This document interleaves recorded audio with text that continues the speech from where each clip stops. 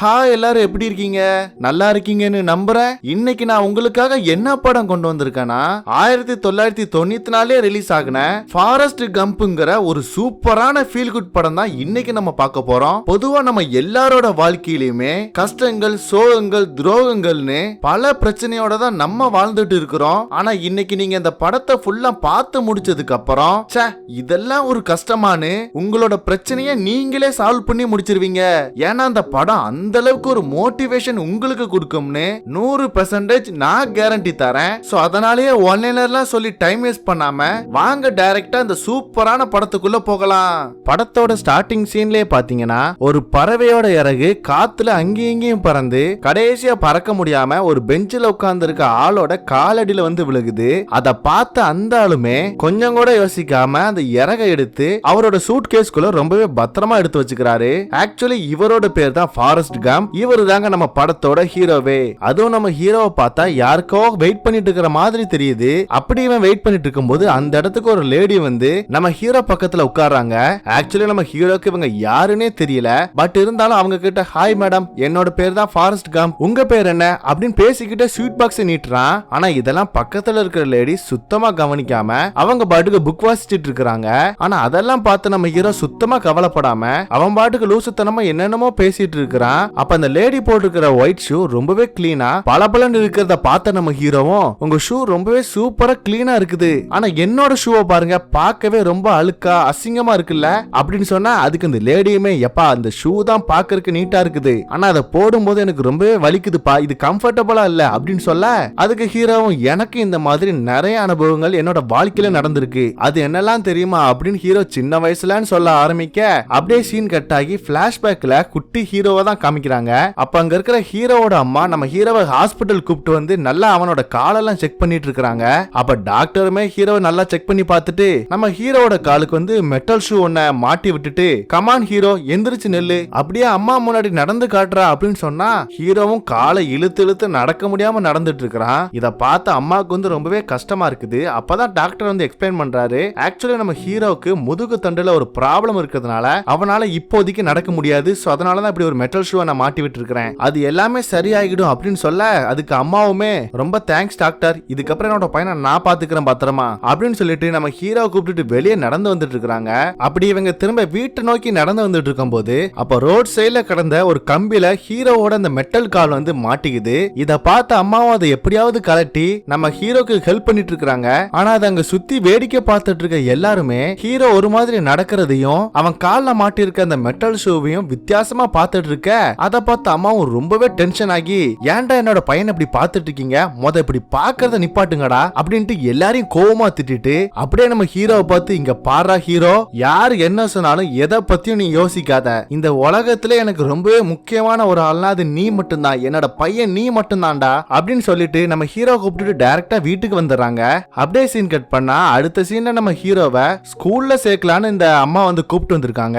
அப்ப நம்ம hero check பண்ணி பார்த்த அந்த ஸ்கூல் மேனேஜ்மெண்ட்டும் அப்படியே அம்மா கிட்ட வந்து மேடம் உங்க பையனோட ஐக்யூ லெவல் ரொம்பவே கம்மியா இருக்குது, ஆக்சுவலி நம்ம ஸ்கூல்ல சேரணும்னா ஐக்யூ லெவல் மினிமம் 90 ஆட்டும் இருக்கணும், ஆனா உங்க பையனுக்கு வெறும் 65 தான் இருக்குது, சோ அதனால அவனுக்குன்னு இருக்கிற ஸ்பெஷலான ஸ்கூல்ல நீங்க சேர்க்கிறது தான் நல்லதுன்னு சொன்னா அதுக்கு அந்த அம்மாவுமே பிரின்சிபல் கிட்ட சார் என்னோட ஹஸ்பண்ட் இறந்துட்டாரு, இப்ப எனக்குன்னு இருக்குது என்னோட பையன் மட்டும்தான், அவனை நான் எல்லாரும் மாதிரி நார்மலான ஒரு குழந்தைய வளர்க்கணும்னு ஆசைப்படுறேன், சோ ப்ளீஸ் புரிஞ்சுக்கோங்க என்னோட பையனை கொஞ்சம் அந்த ஸ்கூல்ல சேர்த்துக்கோங்களேன் அப்படின்னு கெஞ்சி கேட்க இதனால அந்த பிரின்சிபலுமே பாவப்பட்டு சரி சேர்த்துக்கிறேன் அப்படின்னு சொல்லி ரெண்டு பேரையும் அந்த ஸ்கூலை விட்டு அனுப்பி விடுறாரு. அதுக்கப்புறம் கட் பண்ணா அன்னைக்கு நைட்டு நம்ம ஹீரோ தூங்குறதுக்கு முன்னாடி அவனோட அம்மா கிட்ட அம்மா அப்பா எங்க போயிருக்காருமா அப்படின்னு கேட்டா அதுக்கு அந்த அம்மாவுமே இனிமே உண்மையை மறைக்க கூடாதுடா, இங்க பார்ப்பா ஹீரோ உன்னோட அப்பா வந்து சொர்க்கத்துக்கு போய் சேர்ந்துட்டாரு, இனிமே அவர் திரும்ப வீட்டுக்கு வரமாட்டாருப்பா அப்படின்னு உண்மையை போட்டு உடைக்க அவ்வளவுதான். இந்த விஷயம் தெரிஞ்சதுமே ஹீரோ ரொம்பவே ஃபீல் பண்ணிக்கிட்டு அழுதுகிட்டு அன்னைக்கு நைட்டு தூங்கிடுறான். கட் பண்ணா அடுத்த நாள் நம்ம ஹீரோவை வந்து ஸ்கூலுக்கு அனுப்புறதுக்காக நம்ம அம்மா வந்து ஹீரோ கூட வெயிட் பண்ணிட்டு இருக்காங்க.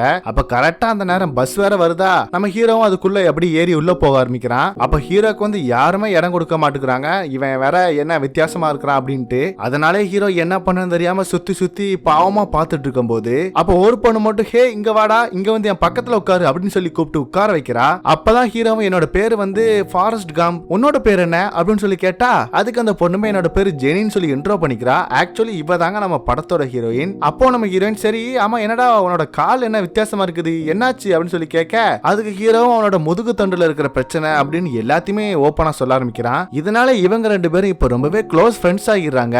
அதுவும் நாட்கள் போக போக ரெண்டு பேரும் ரொம்பவே பெஸ்ட் ஃப்ரெண்ட்ஸா வேற இப்ப மாறிடுறாங்க. சொல்ல போனா எங்க போனாலும் ரெண்டு பேரும் சேர்ந்தே போறது, சேர்ந்தே விளையாடுறதுன்னு ரொம்பவே ஜாலியா இருக்கிறாங்க. இப்படி வழக்கம் போல ரெண்டு பேரும் ஒரு நாள் வீட்டுக்கு நடந்து வந்துட்டு இருக்கும் போது அப்ப அந்த இடத்துக்கு சைக்கிள் வந்த ஒரு 3 புள்ளி பண்ற சின்ன பசங்க நம்ம ஹீரோ மேல கல்ல தூக்கி எறிஞ்சு அவன்கிட்ட வம்பிழுத்துட்டு இருக்காங்க. இத பார்த்தா ஹீரோனும் என்ன பண்ணன்னு தெரியாம, ஹீரோ நீ இப்ப என்ன பண்றானா இங்க இருந்து ஓடு, நிக்காம ஓடு ஓடுன்னு சொல்லி கத்துறா. இதனால ஹீரோவும் இப்ப என்ன பண்றதுன்னு தெரியாம ஹீரோயின் சொன்ன மாதிரி அவனோட மெட்டல் ஷூவோட காலை இழுத்து இழுத்து முடிஞ்ச அளவுக்கு வேகமா ஓட ஆரம்பிக்கிறான். இத பார்த்த அந்த 3 புள்ளி பசங்களும் ஹீரோ விடக்கூடாதுன்னு சைக்கிள் அப்படியே துரத்த ஆரம்பிக்கிறாங்க. பட் இருந்தாலும் நம்ம ஹீரோ விடவே கூடாது, ஹீரோயின் நம்மள ஓட சொல்லிருக்கா அப்படின்ட்டு அவனோட மெட்டல் ஷூவை போட்டுக்கிட்டு படு பயங்கர வேகமா ஓடிட்டு இருக்கிறான். அப்படி அவன் ஓடும் போது பயங்கரமா யாருமே எதிர்பார்க்காத ஒரு மிராக்கிள் நடக்குது. அது என்னன்னு பார்த்தா நம்ம ஹீரோ போட்டிருக்க மெட்டல் ஷூ பிஞ்சு அப்படியே உடஞ்சு கீழே விழுது. ஆனா நம்ம ஹீரோ இப்போ வெறுங்காலில நார்மல் பீப்புள் மாதிரி படு பயங்கர வேகமா எந்த ஒரு ஹெல்ப்பும் இல்லாம அப்படியே ஓட ஆரம்பிக்கிறான். இவங்க கிட்ட இருந்து அப்படியே தப்பிச்சே ஓடிடுறான். அதுல இருந்து தலைவன் எங்க போனாலுமே ஓடுறதுதான் வேலையா வச்சிருக்கிறான். ஆக்சுவலி இப்ப நம்ம ஹீரோட கால் நார்மலாகி ஓடுறதுக்கு முக்கிய காரணமே ஹீரோயின் தான். அதனாலே நம்ம ஹீரோக்கு ஹீரோயினை ரொம்பவே அதிகமா பிடிக்க ஆரம்பிச்சிருது. கட் பண்ணா ஒரு நாள் நம்ம ஹீரோயின் வந்து வழக்கம் போல ஸ்கூலுக்கு வருவான்னு பார்த்தா ஸ்கூலுக்கு வரல போல. அதனால நம்ம ஹீரோயினுக்கு என்னாச்சுன்னு தெரிஞ்சுக்கிறதுக்காக அவளோட வீட்டுக்கு வந்து நம்ம ஹீரோ ஜெனி ஜெனி வெளியே வாடி அப்படின்னு சொல்லி கூப்பிட்டு இருக்க. அப்ப அந்த இடத்துக்கு வேக வேகமா அந்த ஹீரோயினும் அப்படியே நம்ம ஹீரோவை கூப்பிட்டு அந்த இடத்துல இருக்கிற ஒரு சோள காட்டுகளை கூப்பிட்டு ஓடி வந்து, கடவுளே ப்ளீஸ் என்ன எங்க அப்பா கிட்ட இருந்து காப்பாத்து, அவர் என்ன ரொம்பவே அடிக்கிறாரு, ரொம்பவே சித்திரவதைப்படுத்துறாரு, ப்ளீஸ் என்னை பறவையா மாத்திரு, நான் இங்க இருந்து அப்படியே பறந்து தப்பிச்சு போயிடுறேன் அப்படிங்கிற மாதிரி ஒரு மாதிரி வேண்டிட்டு இருக்கா. இதெல்லாம் நம்ம ஹீரோ வந்து விசித்திரமா பாக்குறான் என்னாச்சுன்னு. ஆக்சுவலி நம்ம ஹீரோயினுக்கு வந்து அம்மா வந்து இறந்து போயிருப்பாங்க. சோ அப்பாவோட வளர்ப்புல தான் வளர்ந்துட்டு இருப்பா. சோ ஆனா அந்த அப்பாக்காரர் வந்து நம்ம ஹீரோயினை ரொம்பவே சின்ன வயசுல இருந்து டார்ச்சர் பண்ணிட்டு இருக்காரு போல. இந்த விஷயத்தெல்லாம் பார்த்ததுமே நம்ம ஹீரோவும் புரிஞ்சுக்கிறான். அப்புறம் என்ன, இந்த விஷயத்தெல்லாம் நம்ம ஹீரோ அவனோட அம்மா கிட்ட சொல்லிடுறான். அவ்வளவுதான். சோ இதனாலேயே போலீஸ் வந்து நம்ம ஹீரோயின் இவங்க அப்பா கிட்ட நம்ம வளரக்கூடாது, அவங்களோட அம்மா வழியில வந்த பாட்டி கூட வளர வேண்டியதான் அப்படின்னு சொல்லி அவங்களோட வீட்டுல விட்டுட்டு போயிடுறாங்க. அத பார்த்த ஹீரோக்கு ரொம்பவே சந்தோஷமாகுது. அது எதுக்காகன்னு பார்த்தா ஹீரோவோட வீட்டு பக்கத்துல தான் ஹீரோனோட பாட்டி வீடு இருக்குது. சோ அதனால நம்ம நினைச்ச நேரம் ஹீரோனை பார்த்தா கூட ஜாலியா விளையாண்டுட்டு இருக்கலாம் இல்லையா. சோ அதை நினைச்சு தலைவருக்கு ரொம்பவே சந்தோஷம் தான். இப்படியே நாட்கள் போக போக ரெண்டு பேருமே போய் வளர்ந்து டீனேஜ் பசங்களாவே ஆகிடுறாங்க. அதுவும் இப்போ ஸ்கூல்லாம் படிச்சு முடிச்சிருப்பாங்கல்ல, இப்ப எந்த காலேஜ் சேர்ந்து படிக்கலாம் அப்படின்னு ரெண்டு பேரும் டிஸ்கஸ் பண்ணிட்டு அப்படியே நடந்து வந்துட்டு இருக்காங்க. அப்படி இவங்க வந்துட்டு இருக்க அதே ரோட் சைட்ல நம்ம ஹீரோவை சின்ன வயசுல ஒரு 3 புள்ளி பசங்க சைக்கிள்ல துரத்திருப்பாங்க இல்லையா, அதே பசங்க இப்ப ஹீரோவை வந்து அட்டாக் பண்றதுக்காக கார்ல துரத்திட்டு வராங்க. அப்ப நம்ம ஹீரோயினும் சின்ன வயசுல ஹீரோ பார்த்து சொன்ன மாதிரி இப்பவும் டே ஹீரோ நீ அவங்க கிட்ட இருந்து தப்பிச்சு ஓடுறா, நிக்காம ஓடு அப்படின்னு சொன்ன உடனேயே ஹீரோவும் படு பயங்கர வேகமா அங்க இருந்து ஓடி போக ஆரம்பிக்கிறான். அப்படி நம்ம ஹீரோ நிக்காம ஓடுற வேகத்துல தலைவன் வந்து இங்க ஒரு ரக்பி கேம் வந்து ஒரு கிரவுண்ட்ல விளையாண்டுட்டு இருப்பாங்க. அந்த கிரவுண்டுக்குள்ள பூந்து தலைவன் வெறித்தனமான வேகத்துல ஓடிட்டு இருக்க. இத அந்த கிரவுண்ட்ல விளையாடுற பிளேயர்ஸோட கோச் பார்த்துட்டு இது ஃபாரஸ்ட் கம் தானா, என்ன இவ்வளவு ஸ்பீடா ஓடுறான், இவன மாதிரி ஒரு ஆள் தான் நம்மளோட டீமுக்கு தேவைப்படுது, அவனை எப்படியாச்சும் பிடிங்கடா, அவன் ஓடிட்டே இருக்கான் பாருங்க, அவனை நம்மளோட பிரின்சிபல்கிட்ட பேசி நம்ம காலேஜ்ல சேர்த்துற வேண்டியதாண்டா அப்படின்னு அவரு ஒரு பிளான போட்டு நம்ம ஹீரோ இந்த காலேஜ்ல ரக்பி கேம் விளையாட வைக்கிறதுக்காகவே அவனுக்கு சீட்டும் கொடுத்து இந்த காலேஜ்ல சேர்த்துக்கிறாங்க. ஆனா இந்த பக்கம் ஹீரோயினை பார்த்தா அவளுக்கு வந்து வேற காலேஜ்ல சீட் கிடைச்சிருது. அவ்வளவுதான், ரெண்டு பேரும் ஒரே காலேஜ்ல படிக்கலாம்னு பிளான் போட்டிருப்பாங்க ஹீரோ ஹீரோயினும். ஆனா அது நடக்காம போயிருது. பட் இருந்தாலும் ரெண்டு பேருமே எப்பெல்லாம் டைம் கிடைக்குதோ அப்பெல்லாம் ரெண்டு பேரும் மீட் பண்ணி ஜாலியா பேசிட்டு இருக்காங்க. இப்படியே நாட்கள் போக போக ஒரு நாள் வந்து பயங்கரமா மழை பெய்ய ஆரம்பிக்குது. அப்ப நம்ம ஹீரோ வந்து ஹீரோயினை பாக்குறதுக்காக ஹாஸ்டல்ல வந்து வெளியே வெயிட் பண்ணிட்டு இருக்கான். அப்ப பயங்கரமா மழை வேற பெய்யுது இல்லையா, அதுல நனைஞ்சுக்கிட்டே தான் உட்கார்ந்து இருக்கிறான். அதை பார்த்த ஹீரோயின் டே என்னடா மழையில நனைஞ்சிட்டு வெளியே உட்கார்ந்து இருக்கிற, என்ன பார்க்க தான் இவ்வளவு தூரம் வந்தியா நீ, சரி உள்ளவா அப்படின்னு யாருக்கும் தெரியாம நம்ம ஹீரோயின் வந்து ஹீரோவை அவளோட ஹாஸ்டல் ரூம்குள்ள கூப்பிட்டு வந்து ட்ரெஸ் எல்லாம் சேஞ்ச் பண்ணிக்க சொல்லி ஹீரோவை பத்திரமா பாத்துக்கிட்டான். பக்கத்துல உட்காந்து பாசமா அவனோட கையை பிடிச்சு இங்க பாடுறா ஹீரோ, நான் அந்த காலேஜோட மியூசிக் டீம்ல ஜாயின் பண்ணிருக்கிறேன், இனிமே நான் பாட்டு எல்லாம் பாடி ரொம்பவே ஃபேமஸான சிங்கரா மாறலான்னு ஆசைப்படுறேன்டா, இதுதான் என்னோட வாழ்க்கையோட லட்சியம் அப்படின்னு ஓப்பனா சொல்ல, ஹே சூப்பர் டி, நீ எதிர்காலத்துல ஒரு பயங்கரமான சிங்கரா வருவேன்னு நான் கடவுள்கிட்ட வேண்டிக்கிறேன், உனக்கு எப்போதுமே என்னோட சப்போர்ட் இருக்குண்டி அப்படின்னு சொல்லி ஆறுதலா பேசிட்டு இருக்கிறான். அப்படியே நாட்கள் போக போக இந்த பக்கம் ஹீரோ பார்த்தா அந்த ரக்பி கேம் விளையாண்டு அவனோட காலேஜ்ல 3 வருஷம் அப்படியே ஓடி போயிருது. அதுவும் நம்ம ஹீரோ அந்த கேம்ல எல்லாம் பெஸ்ட் பெர்ஃபார்மன்ஸ் கொடுத்து அவனோட டீமை ஜெயிக்க தான் வச்சிட்டு படிச்சிட்டு இருக்கான். கூடவே இப்ப காலேஜ் வேற முடிய போகுது இல்லையா, அதனால ஹீரோ வந்து நல்லா படிச்சு டிகிரி வேற வாங்கிடுறான். அதை பார்த்த அம்மாக்கு ஒரே சந்தோஷம். ஏன்னா ஸ்கூல்ல அவனை சேர்க்கும் போது அவனுக்கு ஐக்யூ லெவல் கம்மியா இருக்குது, அவனை ஸ்பெஷலான ஸ்கூல்ல போய் சேர்த்துக்கோங்கன்னு பிரின்சிபல் சொல்லியிருப்பாரு. ஆனா அதெல்லாம் தாண்டி இப்ப நம்ம ஹீரோ வந்து டிகிரி வாங்குற அளவுக்கு ஒரு பெரிய ஆளா வளர்ந்துட்டான்னு அம்மா ரொம்பவே ஃபீல் பண்றாங்க. சொல்ல போனா சந்தோஷப்படுறாங்கன்னு சொல்லி ஆகணும். அப்ப அந்த இடத்துக்கு கரெக்டா வந்து ஒரு ஆர்மி ஆபீசர் நம்ம ஹீரோ ஓடுறத வந்து ரொம்ப நாளா நோட் பண்ணிட்டு இருந்திருப்பாரு போல, வேகமா ஓடுறத. சோ அவர் வந்து நம்ம ஹீரோ கிட்ட ஒரு ஆஃபர் லெட்டர் கொடுத்து, நீ ரொம்பவே பயங்கர வேகமா ஓடுறப்பா, உன்ன மாதிரி ஆள் தான் நம்மளோட நாட்டுக்கு ஆர்மி சோல்ஜர்ஸா தேவைப்படுது, நீ இந்த ஆஃபருக்கு ஒத்துக்கிறியா அப்படின்னு கேட்ட உடனே ஹீரோ எதை பத்தியும் யோசிக்காம சரி நான் வந்து ஜாயின் பண்ணிக்கிறேன் அப்படின்னு ஓப்பனா சொல்லிடுறான். அப்படியே சீன் கட் பண்ணா அடுத்த சீன்ல ஹீரோ இப்போ ஆர்மில ஜாயின் பண்றதுக்காக ஒரு பஸ்ல ஏறி உட்காரலான்னு போய் பார்த்தா ஸ்கூல் பசங்க மாதிரி ஒரு பைய கூட உட்கார இடம் கொடுக்க மாட்டேங்கிறானுங்க.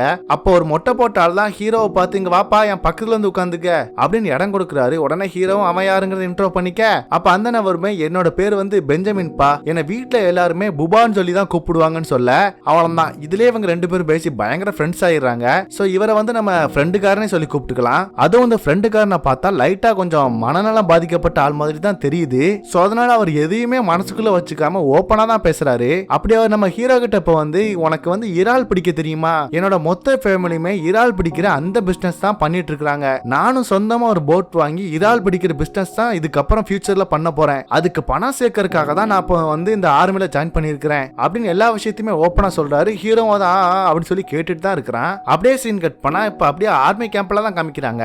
அங்க வந்து எல்லா ஆர்மி சோல்ஜர்ஸும் ட்ரைனிங் வந்து கொடுத்துட்டு இருக்காங்க. அதுல நம்ம ஹீரோ பார்த்தா மத்த சோல்ஜர்ஸை விட அவன் ரொம்பவே அருமையா பெர்ஃபார்ம் பண்ணிட்டு இருக்கான். இதனாலே நம்ம ஹீரோவை அங்க இருக்கிற எல்லா ஆபீசருக்குமே ரொம்பவே பிடிச்சு போயிருது. அதுவும் நம்ம ஹீரோ எப்போதுமே ஃப்ரெண்டுக்காரங்க கூட தான் கேம்ப்ல ஒன்னா தான் சுத்திட்டு இருக்கான். சொல்ல போனா எக்ஸசைஸ் பண்ணாலும் ஒன்னா தான் பண்றாங்க, சாப்பிட போனாலும் ஒன்னா தான் போறாங்க.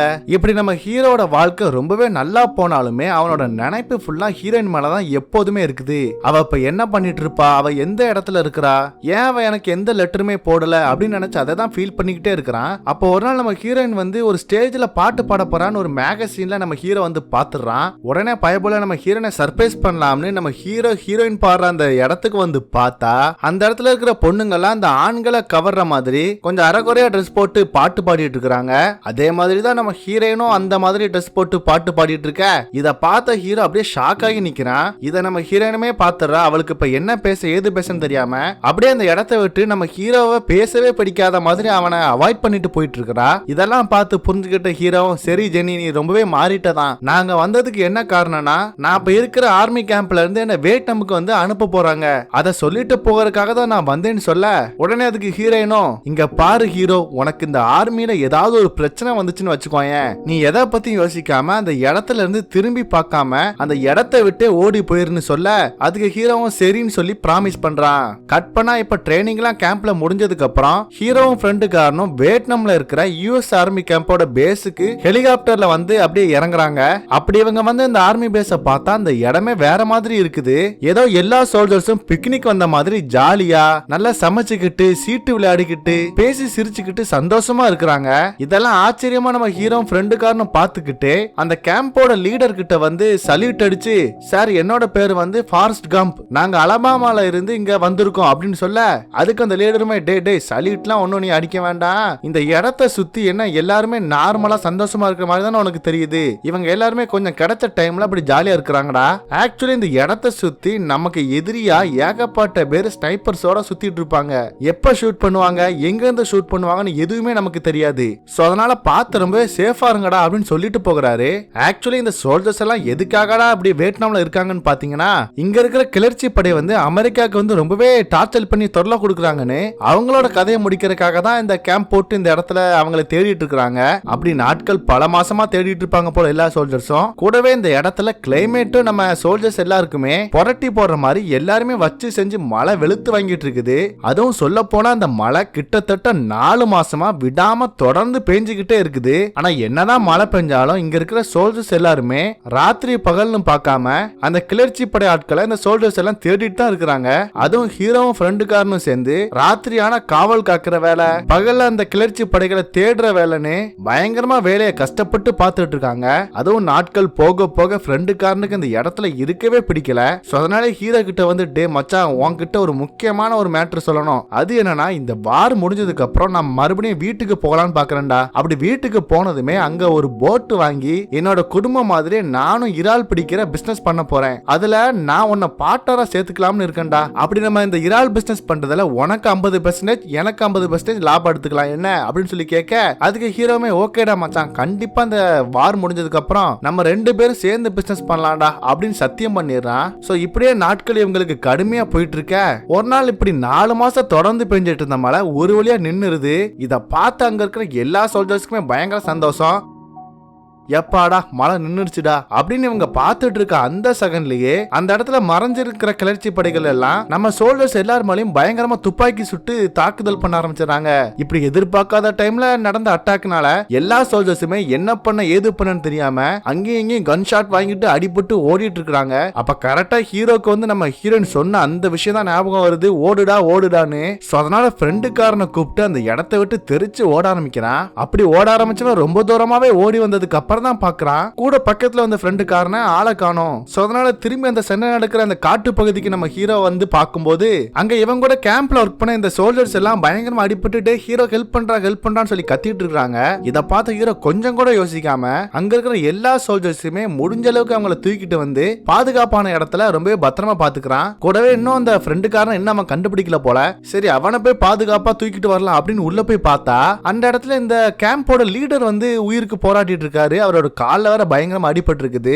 அவரை பார்த்ததும் ஹீரோ வழக்கம் போல எல்லா சோல்ஜர்ஸையும் காப்பாத்துற மாதிரி அப்படியே அவரை தூக்கிட்டு போகலான்னு பாக்குறான். ஆனா அந்த கேம்ப் லீடருமே டே ஹீரோ நீ என்னெல்லாம் தூக்கிட்டு போகாத, நான் இதுக்கப்புறம் வாழலாம் மாட்டேன், நான் இங்கேயே செத்து போயிடுறேன், என்ன இந்த இடத்துல விட்டு நான் பெருமையா சாகணும் அப்படின்னு என்னென்னமோ சொல்றாரு. ஆனா அதை ஹீரோ சுத்தமா கேட்காம அவரையும் தூக்கிட்டு போய் இந்த மத்த சோல்ஜர்ஸை பாதுகாப்பா வச்சிருக்க அந்த இடத்துல கொண்டு போய் வச்சு காப்பாத்திடுறான். அதுக்கப்புறம் இனிமையாட்டும் நம்ம ஃப்ரெண்டுக்காரனை காப்பாத்திர வேண்டியதானே அவனை தேடி அப்படி இப்படின்னு வந்து பார்த்தா நம்ம ஃப்ரெண்டுக்காரன் குண்டடி பட்டு சாகர நிலைமையில அந்த இடத்துல படுத்து கிடக்குறான். அதை பார்த்து நம்ம ஹீரோ உனக்கு ஒன்னும் ஆக விட மாட்டான்டா மச்சான் அப்படின்னு சொல்லி நம்ம ஃப்ரெண்டுக்காரனையும் கஷ்டப்பட்டு அவனோட முதுகுல தூக்கிட்டு அப்படியே ஓடி வந்து இந்த பாதுகாப்பான இடத்துக்கு வந்து பார்த்தா இப்ப ஃப்ரெண்டுக்காரனோட உடம்புல பயங்கரமா கன் ஷாட் ஆனதுனால அவன் ஹீரோவோட மடியிலேயே அந்த இடத்துல செத்து போயிடுறான். அவ்வளவுதான். அதை பார்த்த ஹீரோ பயங்கரமா ஃபீல் பண்ணிட்டு இருக்கிறான். ஏன்னா ஹீரோக்கு வந்து ஃப்ரெண்டுன்னு ஃபர்ஸ்ட் கிடைச்சது ஹீரோயின் தான். அதுக்கப்புறம் அவனோட வாழ்க்கையில இன்னொரு நண்பன் கிடைச்சா அது இந்த ஃப்ரெண்டுக்கார பையன் தான். சோ அதனால அவன் செத்து போயிட்டான்னு ரொம்பவே ஃபீல் பண்ணிட்டு இருக்கிறான். அப்படியே சீனும் கட் ஆகுது.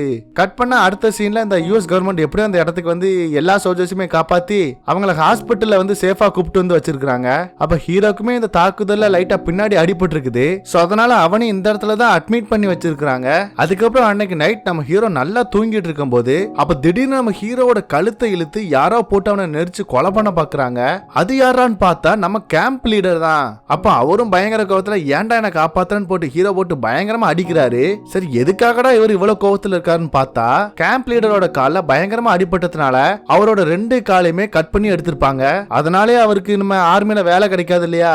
சோ அதனால உயிரோட இருந்து நம்ம டெய்லியும் கஷ்டப்படுறதுக்கு இவன் தான்டா காரணம் அப்படின்னு ஹீரோ போட்டு பயங்கரமா திட்டி அடிச்சிட்டு இருக்காரு. ஆனா அதெல்லாம் நம்ம ஹீரோ பெருசா கண்டுக்காம உங்களுக்கு கால் இருந்தாலும் இல்லாட்டியும் நீங்க தான் எப்பவுமே ரொம்பவே தைரியமான வீரமான தலைவர், எப்போதுமே நீங்க மட்டும்தான் அப்படின்னு சொல்லி அவருக்கு ரொம்பவே ஆறுதலா பேசிட்டு இருக்கிறான். அப்படியே கட் பண்ண அடுத்த நாள் காலையில ஹீரோ வழக்கம் போல பேப்பர் படிச்சிட்டு இருக்கும் போது அப்போ ஒரு ஆபீசர் வந்து டே ஹீரோ அங்க பாரு உனக்கு கவர்மெண்ட்ல இருந்து அவார்டு கொடுக்க போறாங்கடா அப்படின்னு சொல்லி ஒரு லெட்டர் நீட்டுறாரு. அதை வாங்கி படிச்ச நம்ம ஹீரோக்கு ரொம்பவே சந்தோஷம். ஏன்னா நம்ம ஹீரோ தானே அவனோட உயிரை பணைய வச்சு இந்த அடிப்பட்ட சோல்ஜர்ஸ் எல்லாம் சண்டை நடக்கும்போது காப்பாத்தி இருப்பான். சோ அதனாலதான் பைபோலிக்கு அவார்டு கொடுக்க போறாங்க போல. சோ இந்த நல்ல விஷயத்த ஹீரோ கேம்ப் லீடர் கிட்ட தான் முதல்ல சொல்லணும். அப்படி ஓடி வந்து பார்த்தா அவர் அட்மிட் பண்ண இடத்துல வேற யாரோ படுத்திருக்காங்க. சரி அவர் எங்க போனாரு அப்படின்னு டாக்டர் கிட்ட வந்து கேட்டா டே ஹீரோ அவரை நாங்க எப்போ டிஸ்சார்ஜ் பண்ணி வீட்டுக்கு அனுப்பிட்டோம்டா அப்படின்னு சொல்றாரு. கட் பண்ண அடுத்த சீன்ல ஹீரோ கேம்ப்ல இப்ப தனியா என்ன பண்ண ஏது பண்ணு தெரியாம பொழுதுபோக்குக்கு அப்படியே டேபிள் டென்னிஸ் விளையாட தெரியாம விளையாண்டுட்டு இருக்கிறான். அத ஒரு ஆபீசர் பார்த்துட்டு ஹீரோக்கு அப்படியே சொல்லி தர ஆரம்பிக்கிறாரு. இதனாலே நம்ம ஹீரோ சூப்பரா அந்த டேபிள் டென்னிஸ் விளையாட ஆரம்பிச்சிடறான். எப்ப பார்த்தாலும் டேபிள் டென்னிஸ் பேட்டோட தான் சுத்திட்டு இருக்கிறான் பயப்புள்ள. கட் பண்ண அடுத்த சீன்ல நம்ம ஹீரோ இந்த அமெரிக்கா நாட்டோட பிரசிடென்ட மீட் பண்ணி ஒயிட் ஹவுஸ்ல வச்சு இந்த சோல்ஜர்ஸ் எல்லாம் காப்பாத்தின காரணத்துக்காக நம்ம பயலுக்கு மெடல்லாம் போட்டு வர்றாங்க. சோ அதனால ஹீரோ ரொம்பவே சந்தோஷமா ஜாலியா அந்த ஒயிட் ஒயிட் ஹவுஸ் விட்டு வெளியே வந்து அப்படியே போட்டோலாம் எடுத்துட்டு இருக்கான். அப்ப அதே ஒயிட் ஹவுஸ்க்கு வெளியே வியட்நாம்ல நடந்த போருக்கு எதிர்ப்பா அந்த நாட்டு மக்கள் எல்லாம் ஒன்னா சேர்ந்து போராட்டம் எல்லாம் பண்ணிட்டு இருக்காங்க. அது தெரியாம நம்ம ஹீரோ அந்த கூட்டத்து நடுவுல போய் அப்படி அவங்க கிட்ட மாட்டிக்க அவங்க நம்ம ஹீரோவும் நம்மளோட சப்போர்ட்டர் தான் போல நினைச்சிட்டு நம்ம போயில ஸ்டேஜ் மேல ஏத்தி விட்டு அங்க நடந்த எல்லா கதையும் எல்லா சண்டையும் பேச சொல்ல ஹீரோவும் என்ன பேச எது பேசன்னு தெரியாம மைக்கு புடிச்சிட்டு அந்த இடத்துல நின்னுட்டு இருக்கும் போது அப்ப கரெக்டா அந்த இடத்துக்கு நம்ம ஹீரோயின் வரா. அவ அப்படி நம்ம ஹீரோ மைக்கில் என்ன பேசன்னு தெரியாம முழிச்சிட்டு இருக்கத பார்த்து ஹே ஹீரோ நான் தான்டா ஜெனி, என்ன கீழே இருக்கேன் பாரு அப்படி சொல்லி கத்தவுமே அந்த சத்தத்தை கேட்டதுக்கு அப்புறம் நம்ம ஹீரோனை சும்மாவா இருப்பான். அப்படியே ஸ்டேஜ்ல இருந்து இறங்கி ஓடி வந்து அப்படியே நம்ம ஹீரோனை கெட்டி பிடிச்சு பாச மலையை பொழிஞ்சிட்டு இருக்கிறான். இதை அங்க சுத்தி இருக்கிற மொத்த கூட்டமே பார்த்துட்டு எதுக்காகடா நம்ம அங்க வந்தேன்னு தெரியாம இதை பார்த்து கிளாப் பண்ணிட்டு இருக்காங்க. அப்படியே சீன் கட் பண்ணா இப்ப நம்ம பசங்க 2 பேர் ரொம்ப நாள் கழிச்சு மீட் பண்ணிருப்பாங்க இல்லையா, ஒன்னா ஜாலியா சுத்திக்கிட்டு ஹோட்டல் போறாங்க, நல்லா சாப்பிடுறாங்க. ஹீரோக்கு இதனால ரொம்பவே சந்தோஷம். ஏன்னா ரொம்ப நாள் கழிச்சு நம்ம ஹீரோனை பார்த்துருக்கோம், அவ கூட சந்தோஷமா சுத்திட்டு இருக்கோம்ல, அதை நினைச்சுதான் பயப்பட பயங்கர குஷியா இருக்கிறான். அதுவும் நம்ம ஹீரோயின் வந்து இந்த வாரெல்லாம் பிடிக்காத இந்த புரட்சி படையை சேர்ந்த ஒரு ஆளா தான் இருக்கிறா. சோ அந்த இடத்துக்குலாம் நம்ம ஹீரோவை கூப்பிட்டு போய் இவன் ஒரு சோல்ஜர் அப்படின்னு சொல்லி எல்லாம் இன்ட்ரோ பண்ண, ஆனா அவங்களுக்கு இப்பதான் நம்ம ஹீரோ ஒரு சோல்ஜர்னு தெரியும் இல்லையா, சோ அதனால நம்ம ஹீரோவை அடிச்சு பொழக்க வேண்டியதாண்டா அப்படின்னு அவங்களுக்கு இப்பதானே தெரிய வரும். சோ அதனால நம்ம ஹீரோவை அடிக்க வர இதை பார்த்த ஹீரோனை இது சரிப்பட்டு வராது அப்படி நம்ம ஹீரோவை அந்த இடத்துல இருந்து காப்பாத்தி கூப்பிட்டு வந்து ஹே சாரிடா அவங்க மேல அப்படி கோவப்பட்டதுக்கு அப்படின்னு சொல்லி பேசிட்டு இருக்கும் போதே நம்ம ஹீரோவும் ஹே ஜெனி இங்க பாரு எனக்கு வந்து உன்னை ரொம்பவே பிடிக்கும், பேசாம நீ ஏன் கூட வந்துறேன், ஏன் இங்க இருக்கிற அப்படின்னு சொல்லி கேட்க அதுக்கு ஹீரோயினுமே இல்லடா இங்க நீ உன்னோட வாழ்க்கைய வேற மாதிரி வாழ்ந்துட்டு இருக்கிற, ஆனா நான் என்னோட வாழ்க்கைய வேற மாதிரி வாழ்ந்துட்டு இருக்கேன். சோ அது ரெண்டுமே ஒத்து போகவே போகாது. சோ அதனால நம்ம பிரிஞ்சு போகிறதா நல்லது அப்படின்னு சொல்லிட்டு போகலான்னு பாக்குறா. அப்ப நம்ம ஹீரோவே பிரசிடென்ட் போட்ட அந்த மெடலை டக்குன்னு கலத்தி அத நம்ம ஹீரோயின் கிட்ட கொடுத்து இங்க பாரு இந்த மெடல் வந்து கிடைச்சதுக்கு காரணமே நீதான், ஏன்னா நீ சொன்னதுனாலதான் நான் வேக வேகமா ஓடுனேன், அங்க இருக்கிற எல்லாரையும் காப்பாத்தினேன், அதனாலதான் அந்த மெடல் கிடைச்சது, சோ அதனால இது உனக்கு தான் சொந்தம் அப்படின்னு சொல்லி கொடுக்க அதை வாங்கிட்டு நம்ம ஹீரோயின் அந்த இடத்தை விட்டு கிளம்பி போகிறா. ஆனா அதுவும் நம்ம ஹீரோயின் போகும்போது இந்த தப்பான ஆட்கள் கூட தான் பழகிக்கிட்டு போயிட்டு இருக்கிறா. இதெல்லாம் நம்ம ஹீரோ பார்த்துக்கிட்டு என்ன பண்ண ஏது பேசுன்னு தெரியாம அப்படியே நிக்கிறான். அப்படியே சீனும் கட் ஆகுது. கட் பண்ண நம்ம ஹீரோ இன்னுமே கேம்ப்ல இருக்கும்போது பொழுது போகலன்னு இந்த டேபிள் டென்னிஸ் வந்து விளையாடுறான். பார்த்தா ரொம்பவே சூப்பரா விளையாட ஆரம்பிச்சிடறான். இப்படி நம்ம ஹீரோ சூப்பரா விளையாடுறத பார்த்து அங்க இருக்கிற ஆர்மி ஆபீசர்ஸ் எல்லாம் ஹீரோவை இன்னுமே சூப்பரா ட்ரெயின் பண்ணி அமெரிக்கா நாட்டு சார்பா சைனாக்கு வந்து விளையாட அனுப்புறாங்க. அங்கேயும் போய் பார்த்தா நம்ம ஹீரோ பயங்கரமா சூப்பரா விளையாண்டு கடைசி ஃபைனலே ஜெயிச்சு நம்ம அமெரிக்காக்கு கப்பே ஜெயிச்சு கொடுத்துறான். அவ்வளவுதான். இதனால நம்ம ஹீரோ அமெரிக்கா ஃபுல்லா பயங்கரமான ஃபேமஸான ஒரு செலிபிரிட்டியாவே மாறிடுறான். இதனாலே டிவில இன்டர்வியூ கொடுக்கறது தானே, எப்ப பார்த்தாலும் பிராட்காஸ்ட்ல பேசுறது தானே, கூடவே அந்த நாட்டு பிரசிடென்ட் வந்து மறுபடியும் நம்ம ஹீரோ கூப்பிட்டு பாராட்டுறாரு. இப்படியே ஹீரோட வாழ்க்கை ஜாலியா அவன் நினைச்ச மாதிரி போயிட்டு இருக்க. அப்போ ஒரு நாள் நம்ம ஹீரோ அந்த ஸ்ட்ரீட்ல நடந்து போயிட்டு இருக்கும் போது அப்ப அவனுக்கு பழக்கப்பட்ட ஒரு குரல் வந்து நம்ம ஹீரோட பேர் சொல்லி கூப்பிட அது யாரு அப்படின்னு நம்ம ஹீரோ திரும்பி பார்த்தா அந்த இடத்துல ஒரு ஆள் வீல் சேர்ல தாடியும் தலைமுடியும் அதிகமா வச்சுட்டு அப்படியே பிச்சைக்கார மாதிரி இருக்கிறான். இவன் யாரா அப்படின்னு நம்ம ஹீரோ உத்து பார்க்கும் போது தான் தெரியுது அது வேற யாரும் இல்லைங்க, நம்ம கேம்ப் லீடர் தான். அதான் இந்த வேட்டம் பார்ல 2 கால் போயிருக்குமே, அதை பார்த்து நம்ம ஹீரோ அப்படியே பயங்கரமா ஃபீல் பண்ணிட்டு இருக்கும்போது அந்த கேம்ப் லீடருமே ஹே என்னடா என்ன பார்த்து ஃபீல் பண்ணிட்டு இருக்கிறியா, இன்னைக்கு நியூ இயர் வரப்போதுல வா பப்புக்கு போலாம் அப்படின்னு அங்க கூப்பிட்டு போய் சூப்பரா செலிப்ரேட் பண்ணிட்டு இருக்காங்க 2 பேரும். அப்பதான் ஹீரோ நினைச்சு பாக்குறான் இவரை நம்ம அங்க சாக விட்டா கூட பெருமையா செத்துருப்பார்ல, நம்ம தான் அவரை காப்பாத்தி இப்ப ஒரு கால் இல்லாம போய் ரொம்பவே கஷ்டப்பட்டு இருக்காரு அப்படின்னு நினைச்சிட்டு இருக்கும்போது அந்த கேம்ப் லீடரும் சரிடா நீ என்னோட வாழ்க்கைய பத்தி எல்லாம் நினைச்சு ஃபீல் பண்ணிட்டு இருக்கேன்னு உன்னோட மூஞ்சிய பார்த்தாலே தெரியுது, அதெல்லாம் நீ பெருசா கண்டுக்காத, எப்போ வந்து என்னோட 2 கால் போச்சோ அப்பவே இந்த ஆர்மில இருந்து என்ன வேலையை விட்டு தூக்கிட்டாங்கடா, அதுவும் இப்ப கவர்மெண்ட்ல இருந்து கொஞ்சம் பணம் எனக்கு வரதான் செய்யுது, ஆனா அதை வச்சுலாம் நம்மளோட லைஃபை வந்து லாங் டேர்முக்கு கொண்டு போக முடியாது, நம்மளோட வேலையை பூர்த்தி பண்றதுக்காக கண்டிப்பா நம்ம இன்னொரு வேலை பார்த்து தான் ஆகணும். சரி அதெல்லாம் இருக்கட்டும், நீ இந்த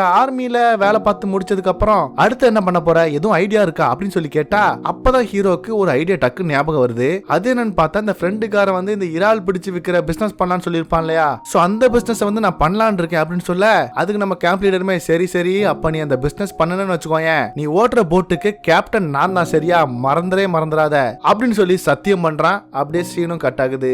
கட் பண்ண அடுத்த சீன்ல ஹீரோ வழக்கம் போல அந்த டேபிள் டென்னிஸ் பிராக்டிஸ் வந்து பண்ணிட்டு இருக்கான் கேம்ப்ல வச்சு. அப்ப அந்த இடத்துக்கு ஒரு ஆபீசர் வந்து டே ஹீரோ இங்க பாரு, இந்த ஆர்மில உன்னோட சர்வீஸ் முடிஞ்சுது, இனிமே நீ ஆர்மில இருக்கனாலும் இருக்கலாம் இல்லனா நீ வீட்டுக்கு போனாலும் போகலாம், உன்னோட இஷ்டம் தான் அப்படின்னு சொன்ன உடனே ஹீரோ ஆள விடுங்கடா சாமி அப்படின்ட்டு அவனோட பெட்டி படிக்கலாம் தூக்கிட்டு நேரா அவனோட வீட்டுக்கு தான் வரான். அங்க பார்த்தா ஹீரோக்காக அவனோட அம்மா வந்து வாசல்லே வெயிட் பண்ணிட்டு இருக்காங்க. அவளமாப்பா இனிமே நம்ம பையன் எங்கேயும் போக மாட்டான், நம்ம கூட தான் இருப்பான்னு பயங்கர சந்தோஷம் வேற. ஆனா நம்ம ஹீரோக்கு தான் இன்னொரு பிளான் இருக்குல்ல, அந்த இறால் பிசினஸ் பண்ணணும்னு. சோ அதை பத்தி நம்ம அம்மா கிட்ட இன்னும் சொல்லாம தான் இருக்கிறான் பயப்புல. அதனாலே அம்மா வந்து பையனை பாசமா பாத்துட்டு இருக்காங்க. அப்படியே சீன் கட் பண்ணா அடுத்த சீன்ல நம்ம ஹீரோ ஃப்ரெண்டுக்காரனோட வீட்டுல தான் போய் நின்னுட்டு இருக்கிறான். இவ எதுக்கிட்ட அங்க போனா நீங்க கேட்டீங்கன்னா, ஆல்ரெடி நம்ம ஹீரோ இந்த இறால் பிசினஸ் வந்து ஃப்ரெண்டுக்காரன் கூட பண்ணா ஆளுக்கு பாதி ஷேர்னு சொல்லி சத்தியம் பண்ணிருப்பான் இல்லையா. சோ அதெல்லாம் பார்த்து இந்த ஃப்ரெண்டுக்காரனோட அம்மா கிட்ட வந்து சொல்லிட்டு, கண்டிப்பா நான் இறால் பிசினஸ் பண்ணுவேன், அதுல வர லாபத்தை உங்களுக்கு, அதான் நம்ம ஃப்ரெண்டுக்காரனோட ஃபேமிலியான உங்களுக்கு தான் நான் தருவேன் அப்படின்னு சொல்லி அவங்க கிட்டயும் வாக்கு கொடுத்துட்டு டைரக்டா இப்ப வந்து ஃப்ரெண்டுக்காரன் இறந்து போயிருக்கிற அந்த சமாதி கிட்ட வந்து, இங்க பாடுறா மச்சான், நீ செத்து போனா உன்னோட குடும்பத்தன்மை நான் பாத்துக்கிறேன், இந்த இறால் பிசினஸ் பண்ணி அதுல கிடைக்கிற 50% லாபத்தை உன்னோட குடும்பத்துக்கு நான் கொடுப்பேன்டா அப்படின்னு ரொம்பவே சோகமா அழுதுகிட்டே சொல்லிட்டு, அதுக்கப்புறம் அந்த ஆர்மில வேலை பார்த்து கிடைச்ச மொத்த பணத்தையுமே ஒரு சுமாரான போட்டை போட்டு அதை வாங்கிடுறான். அப்புறம் என்ன, இப்ப இறாலை பிடிச்சு பெரிய பிசினஸ் மேன் ஆகிட வேண்டியதான் அப்படின்ட்டு நம்ம ஹீரோ இறால் பிடிக்கிறதுக்காக அந்த கடலுக்குள்ள வந்து பார்த்தா அவனோட வலையில ஒரு இறால் மீன் கூட சிக்க மாட்டேங்குது. இருந்தாலும் நம்ம ஹீரோனை டக்குன்னு விட்டு கொடுக்கவே போறான். மனம் தரலாம டெய்லியும் விடாம போராடி விரால் மீனை பிடிக்கலான்னு பாக்குறான். ஆனா அவன் என்னதான் போராடினாலுமே அவனுக்கு வந்து இந்த இறால் மீனுக்கு பதிலா கடல்ல இருக்கிற குப்பை அந்த மாதிரி தான் கிடைச்சிட்டு இருக்குது.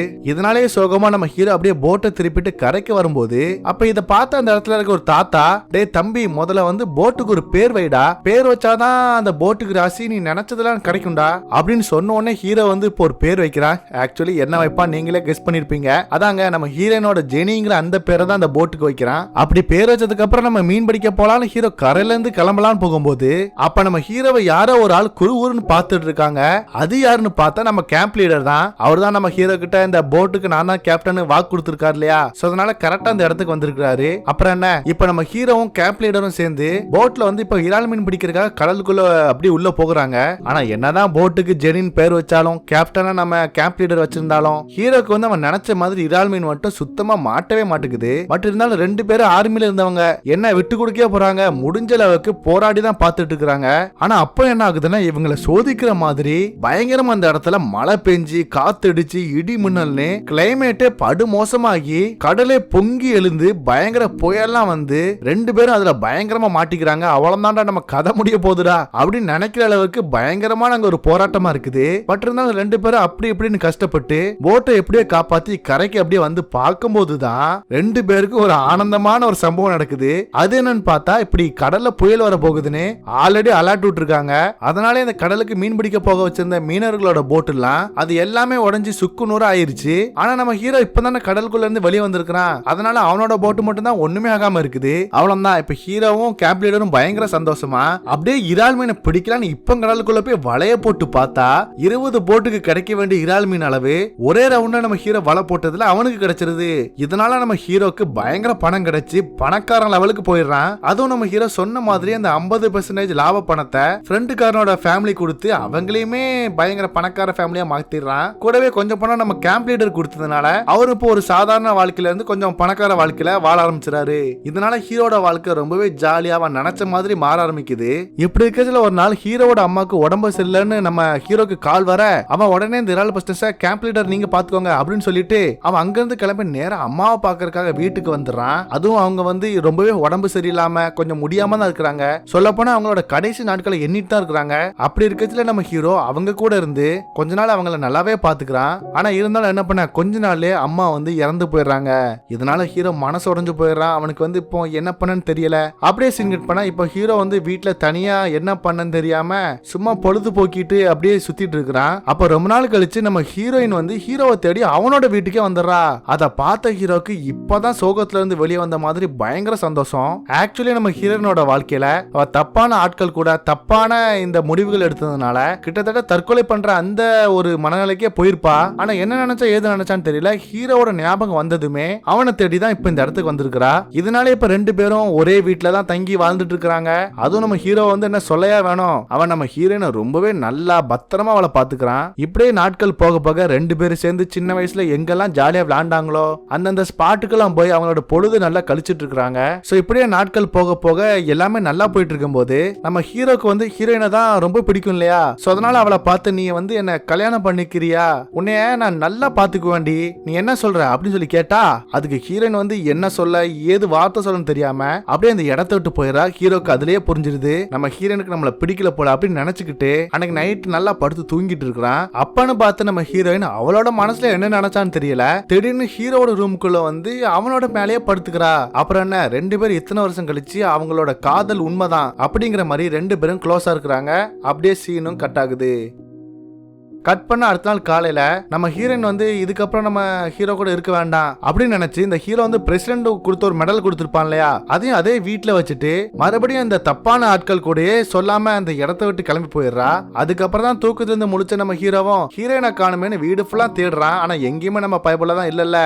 அப்ப அந்த இடத்துல ஹீரோயின் வச்சுட்டு போனா அந்த மெடல் இருக்கிறத பார்த்ததுமே ஒருவேளை ஹீரோனுக்கு நம்மள பிடிக்கலையோ அப்படின்னு நினைச்சவன் இதுக்கு முன்னாடி ஹீரோயின் வந்து ஓடுடா அப்படின்னு சொன்னதை நினைச்சிட்டு எதை பத்தியும் யோசிக்காம அந்த இடத்துல இருந்து ஓட ஆரம்பிச்சிடறான். சரி தெரு முக்கு வர ஓடுவான் போல அப்படின்னு பார்த்தா ஃபர்ஸ்ட் ஒரு ஊரை தாண்டி ஓட ஆரம்பிக்கிறான். அப்புறம் அந்த ஸ்டேட்டை தாண்டி ஓட ஆரம்பிக்கிறான். சரி இதோட நிப்பாட்டிடுவான்னு பார்த்தா நம்ம ஹீரோ ஓடுறான் அந்த நாட்டை தாண்டி அடுத்த நாட்டுக்கு ஓடி வந்துடுறான். சொல்ல போனா ஹீரோ அப்படி வருஷ கணக்கா அப்படி பண்றதுனால பயங்கர தாடியும் பயங்கர முடியும் அப்படின்னு ஆளே ஒரு வினோத ஜந்து மாதிரி மொத்தமா மாறி இப்படி ஓட ஆரம்பிக்கிறதே ஒரு வேலையா வச்சிடறான். இப்படி ஒருத்தன் நாடு ஃபுல்லா ஓடுறது வந்து ட்ரெண்ட் பண்ணாம இருப்பாங்க. அவன நியூஸ் பேப்பர் மீடியா அப்படின்னு எல்லா பக்கமே சுத்தி ஒரு கூட்டம் தான் இருக்குது. கூடவே இந்த சாதாரண மக்கள் எல்லாம் நம்ம ஹீரோ பின்னாடி சேர்ந்து ஓடி வந்துட்டு இருக்காங்க. சொல்ல போனா நம்ம ஹீரோ பசிச்சா உட்கார்ந்து சாப்பிடுவான், டயர்டா இருந்தா ஏதாவது ஒரு இடத்துல படுத்து தூங்குவான். மத்தபடி முழிச்சிருக்கிற எல்லா நேரமே நிக்காம இப்படி ஓடிட்டு இருக்கதா ஒரு வேலையாவே பயபோல வச்சிருக்கான். இப்படியே நம்ம ஹீரோ ஓடி ஓடி ஒரு 3 வருஷம் இதுலயே போயிருது. அப்ப நம்ம ஹீரோ வழக்கம் போல இப்படி ஓடிட்டு இருக்கும் போது திடீர்னு என்ன நினைச்சான்னு தெரியல, சரி போதும்டா ஓடுனது அப்படின்னு நிப்பாட்டலான்னு பார்த்து அந்த இடத்துல நின்னுறான். அப்ப நம்ம ஹீரோவை பார்த்து பின்னாடி ஓடி வந்திருப்பாங்கல்ல, அவங்க எல்லாம் யாரா இவன் அப்படின்னு விசித்திரமா தான் பாக்குறாங்க.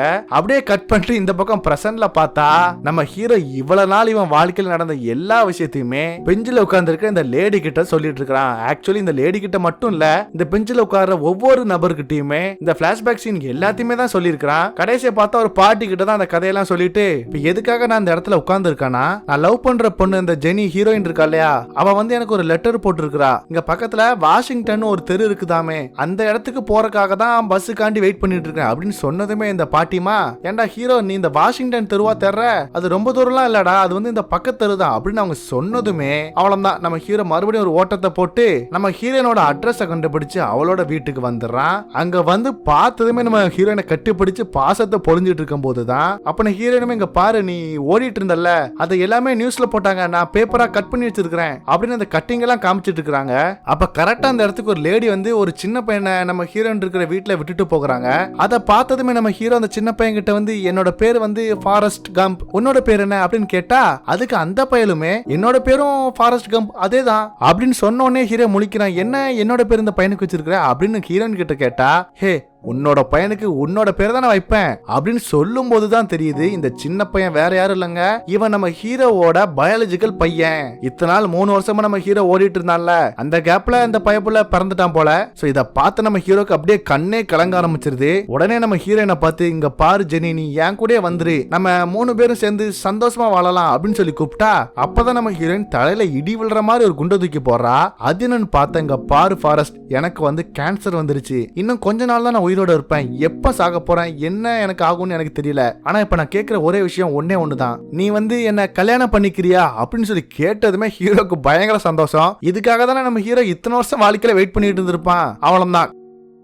கட் பண்ண அடுத்த சீன்ல இப்ப நம்ம ஹீரோவும் ஹீரோயினுக்கும் கல்யாணம் தான் நடந்துட்டு இருக்குது. அப்ப அந்த கல்யாணத்துக்கு நம்ம கேம்ப் லீடர் மாச ஒரு கேர்ள் ஃப்ரெண்டோட இந்த இடத்துக்கு வராரு. கூடவே இப்ப அவரோட கால் நடக்கிற மாதிரி செட் பண்ணிட்டு குச்சிலாம் ஊனிட்டு தான் வந்துட்டு இருக்காரு. அப்படி அவரை பார்த்ததுமே நம்ம ஹீரோக்கு ஒரே சந்தோஷம் தான். இப்படியே நம்ம ஹீரோட வாழ்க்கை கொஞ்சம் சந்தோஷமா போயிட்டு இருக்கும் போது இந்த பக்கம் ஹீரோயினுக்கு வேற கேன்சர் இருக்குது இல்லையா, அதனால நாட்கள் போக போக அவளோட உடம்பு கொஞ்சம் கொஞ்சமா பாதிக்கப்பட்டு ஒரு நாள் நம்ம ஹீரோயினும் இறந்து போயிடுறா. இதனால ஹீரோ மனசு ரொம்பவே உடஞ்சு போயிடுறான். பட் இருந்தாலும் ஹீரோவும் இந்த சின்ன வயசுல வந்து ஒரு மரத்துக்கடியில விளையாண்டுட்டு இருப்பாங்க. அந்த இடத்துல நம்ம ஹீரோனை வந்து அடக்கம் பண்ணி டெய்லி அவளோட சமாதிக்கு வந்து ஹீரோனை நினைச்சு ரொம்பவே ஃபீல் பண்ணி அழுதுட்டு இருக்கிறான். கூடவே அவளோட சமாதியில இங்க பாரு ஹீரோயின், நம்ம பையன் வந்து உனக்காண்டி லெட்டர் எழுதிருக்காண்டி, அதை நான் பிரிச்சு கூட படிக்கல, அவன் உனக்காக எழுதினதை நான் கொண்டு வந்திருக்கிறேன் அப்படின்னு சொல்லி அதை சமாதியில வச்சுட்டு கூட கொஞ்சம் ஃபீல் பண்ணி ரொம்பவே தேம்பி தேம்பி அழுகிறான். இந்த சீன்லாம் படத்துல பார்க்கும்போது நமக்கே அழுக வந்துடும். அந்த மாதிரி தான் எடுத்திருக்காங்க. கட் பண்ண கடைசி சீன்ல இப்ப ஹீரோக்குன்னு இருக்கிறது அவனோட பையன் பையன் மட்டும்தான். சோ அதனால ஸ்டார்டிங் சீன்ல ஹீரோவை எப்படி அவனோட அம்மா ஸ்கூல் பஸ்ல வந்து ஏத்துறதுக்காக வெயிட் பண்ணாங்களோ அதே மாதிரி நம்ம ஹீரோ அவனோட பையனை ஸ்கூல் பஸ்ல ஏத்தி விட்டு, டே மகனே நீ ஸ்கூல் முடிஞ்சு திரும்ப வீட்டுக்கு வர்ற வரைக்கும் அப்பா உனக்காக இந்த இடத்துல காத்துட்டு இருப்பண்டா அப்படின்னு சொல்ல, அதுக்கு அந்த பையனுமே அப்பா எனக்கு உங்களை ரொம்பவே பிடிக்கும், ஐ லவ் யூ டேடி அப்படின்னு சொல்ல, அதை கேட்ட நம்ம ஹீரோக்கு அப்படியே கண்ணீர் வர ஆரம்பிக்குது. அதோட இந்த படத்தை முடிக்கிறாங்க. ஆக்சுவலி இந்த படத்தை நீங்க பார்த்து முடிச்சதுக்கு அப்புறம் உங்க வாழ்க்கையில இதெல்லாம் ஒரு கஷ்டமாடா அப்படிங்கிற மாதிரி மாறி இருப்பீங்கன்னு நான் நம்புறேன். அதே மாதிரி நீங்களும் உங்களை நம்புங்க.